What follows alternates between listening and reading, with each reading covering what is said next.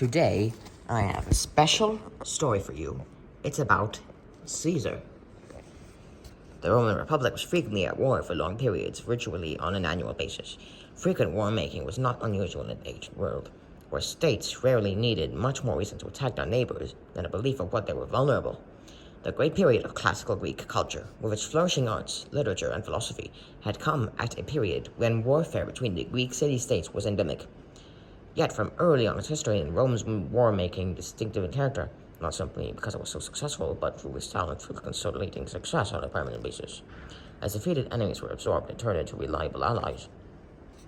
By the beginning of the 3rd century BC, all of the Italian peninsula came under Roman control.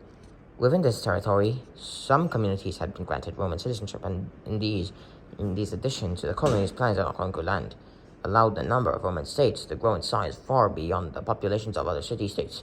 Other peoples were granted landed status, conveying lesser, although still significant privileges, while the remainder was the allies or soci. Comparatively early on, both Roman and Latin status had lost any real association with particular ethnic or even linguistic groups, and they become primarily legal distinctions.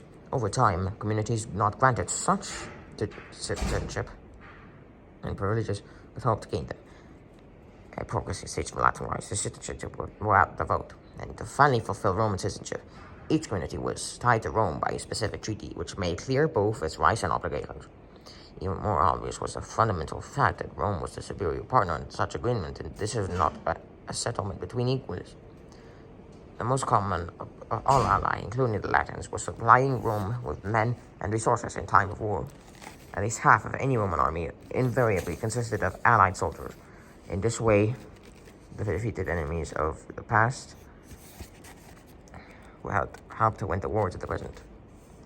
Apart from confirming their loyalty to Rome in this way, the allied communities were also allowed a small but significant share in the profits of warfare, since Roman war-making was so frequent, and some scholars had even suggested that the Republic needed to go to war to remind her allies of their obligations, and there were plenty of opportunities for both service and profit.